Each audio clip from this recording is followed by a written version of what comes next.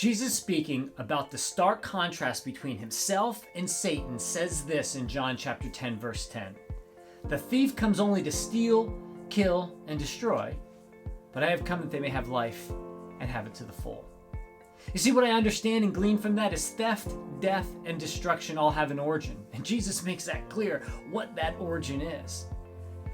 But there's more that needs to be applied to Satan that he's responsible for. Scripture also informs us of this in 1 Corinthians chapter 14, verse 33, when the Apostle Paul says, "For God is not a God of disorder, but of peace," of shalom, which is an indication of the disorder and chaos. They all have an origin as well, and it's not from God either. Which in some ways makes understanding what happens around you and me in this world rather clear at times. If it's death, destruction, theft, chaos, you know the origins.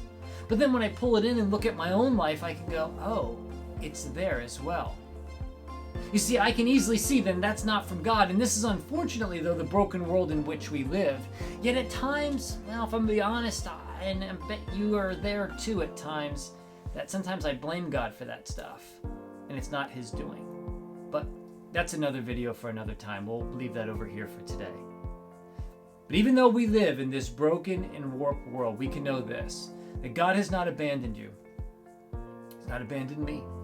For in Genesis chapter 3, verse 15, God pronounces judgment on Satan when he has deceived Eve and Adam. They both sin. He says this to Satan in Genesis 3:15, "And I will put enmity between you and the woman, and between your offspring and hers. He will crush your head, and you will, strike his heel." You see, Jesus felt the pain and the trial and the strike of Satan on his heel. And as a follower of Jesus, you can expect that you are not above him, and we will face similar difficulties in this life. Don't miss this. The judgment in the garden on Satan isn't just a judgment on him, it's a promise to you and to me, that Jesus will crush his head. That's a devastating blow. It causes much more than a limp. You see, Jesus is the Prince of Peace, the destroyer of the authority that holds together chaos. He is the victor. Yes, even in this broken world.